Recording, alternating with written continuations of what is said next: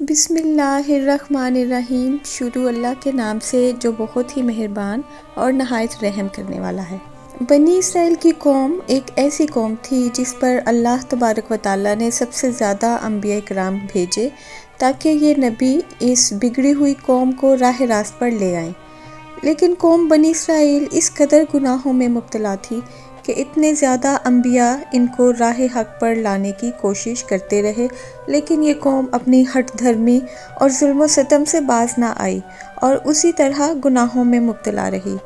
آج سے تقریباً 3000 سال قبل مصر پر ایک ظالم بادشاہ فرعون کی حکومت تھی، جو نہ صرف ایک ظالم اور سرکش بادشاہ تھا بلکہ اس نے خدائی کا دعویٰ بھی کر رکھا تھا۔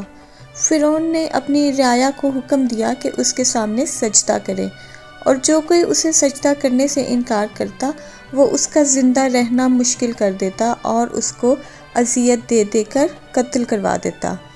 اس دور میں اللہ رب العزت نے اپنے سچے نبی حضرت موسیٰ علیہ السلام کو پیدا فرمایا، جنہوں نے بنی اسرائیل کو راہ حق کی دعوت دی اور فرعون کو ظلم و ستم سے باز آنے کو کہا۔ پھر جب ایک بہت بڑے میدان میں فرعون کے جادوگروں اور حضرت موسیٰ کے درمیان ایک عظیم و شان مقابلہ ہوا اور سب لوگوں پر حق اور سچ واضح ہو گیا، تو فرعون کی بیوی حضرت آسیہ موسیٰ علیہ السلام پر ایمان لے آئیں۔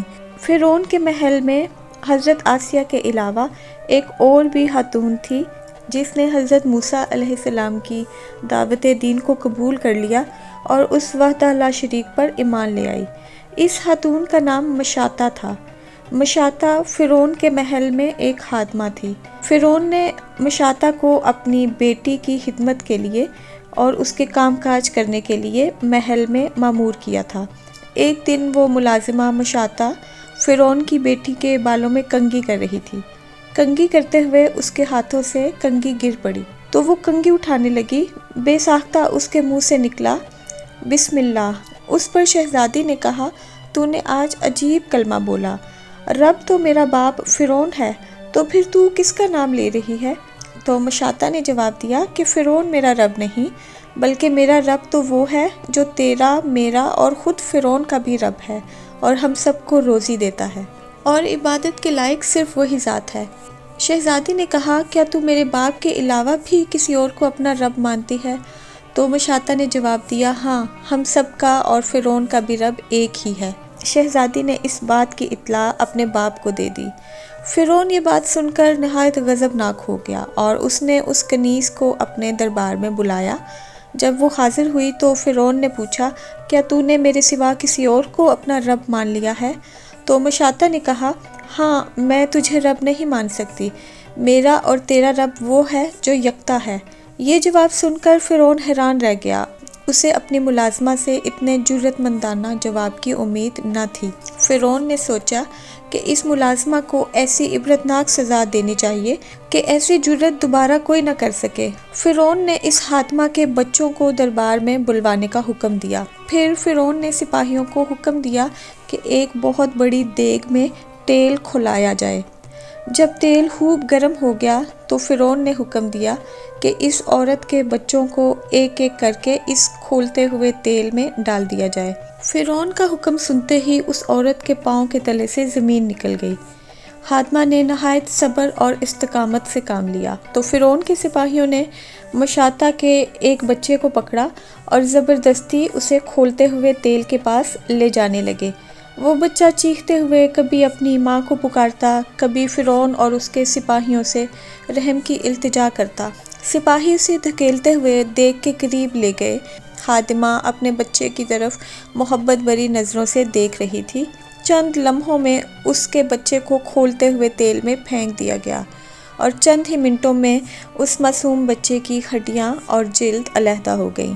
فرعون نے اس ملازمہ کو دیکھا اور کہا کہ اب اس نہ دکھائی دینے والے خدا کو چھوڑ دو اور مجھے رب مان لو۔ خاتون نے ایک بار پھر اسے خدا ماننے سے انکار کر دیا۔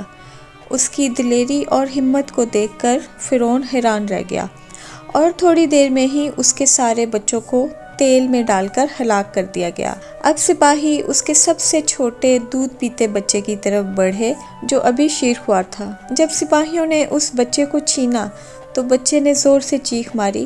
ماں کا کلیجہ منہ کو آ گیا، اس کا ضبط ختم ہو گیا اور وہ زمین پر گر پڑی اور زاروں قطار رونے لگی۔ وہ رب اس عورت پر گزرنے والی قیامت سے خوب واقف تھا، لہٰذا اللہ کی طرف سے ایک معجزہ ظاہر ہوا۔ وہ دودھ پیتا بچہ جو بول نہیں سکتا تھا، اس کو اللہ نے بولنے کی طاقت دے دی اور وہ اتنے بڑے مجمع کے سامنے بول پڑا، اے میری ماں، بے شک تو حق پر ہے اور بے شک دنیا کی تکلیف آخرت کے عذاب کے مقابلے میں بہت کم ہے۔ فرعون کے دربار میں موجود لوگ اس بچے کی آواز سن کر حیرت زدہ رہ گئے، لیکن ان کے دلوں پر لگی مہر اور کفر کے تالے نہ کھل سکے۔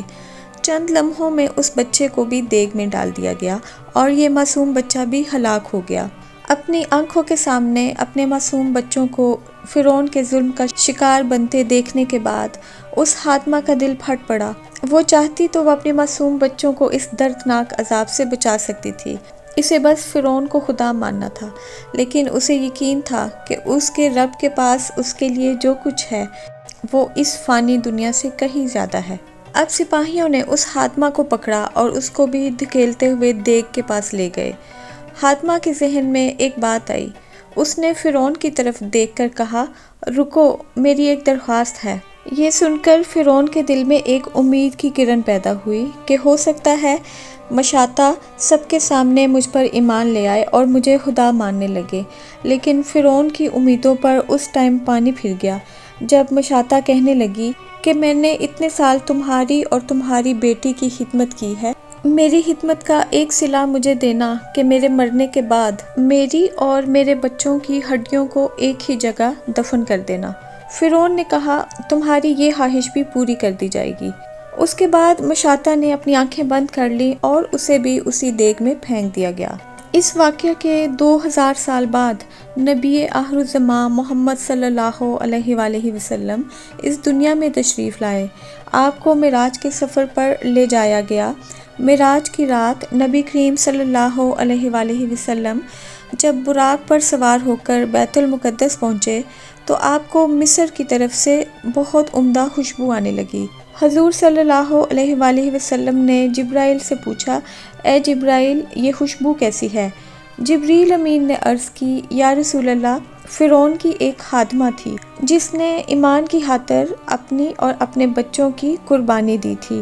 اس کی اور اس کے بچوں کی ہڈیوں کو جہاں دفن کیا گیا تھا، جس دن ان کو دفن کیا گیا تھا، اس دن سے لے کے آج کے دن تک ان کی ہڈیوں سے خوشبو آ رہی ہے اور قیامت تک یہ خوشبو آتی رہے گی۔ یوں ایک مومنہ نے اپنی اور اپنے بچوں کی قربانی دے کر پوری دنیا کو یہ پیغام دیا کہ اپنا سب کچھ قربان کر دینا، لیکن اپنے حقیقی رب جو وحدہ لا شریک ہے اس کو کبھی نہ چھوڑنا۔ تو مجھے امید ہے کہ آپ کو میری آج کی یہ ویڈیو بھی اچھی لگی ہوگی۔ ویڈیو کو لائک اور شیئر کرنا نہ بھولیے گا، اور اگر آپ میرے چینل پر نیو ہیں تو اس کو سبسکرائب بھی کر دیں۔ شکریہ، اللہ حافظ۔